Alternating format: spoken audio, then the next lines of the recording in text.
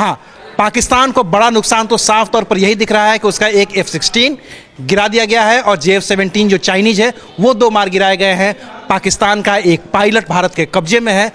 कभी आपने सोचा है जंगें मैदानों में शुरू नहीं होती, वो शुरू होती हैं मोबाइल की स्क्रीन पर, सोशल मीडिया के एक शेयर से।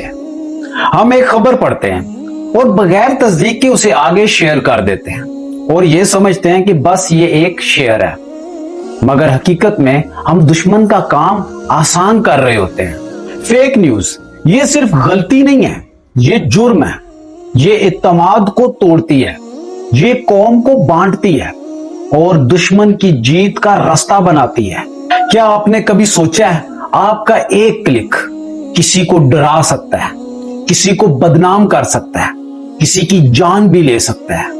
हमेशा 3 बातें याद रखो।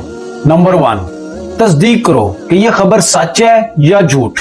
नंबर 2, सोचो क्या यह खबर नफरत तो नहीं फैला रही। नंबर 3, अगर यह सच है और लोगों के लिए फायदेमंद है फिर शेयर करो। हमें तोप और टैंक से नहीं, शऊर से जीतना है।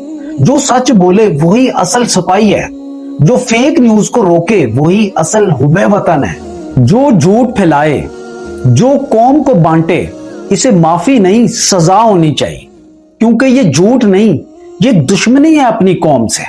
सच को पहचानो, अफवाहों को रोको, अपनी कौम की साइबर सरहदों की हिफाजत करो, क्योंकि फेक न्यूज का एक वार कई दिल जख्मी कर सकता है। फेक न्यूज को ना फैलाएं, सच का साथ दें, सोचें, तस्दीक करें, फिर शेयर करें।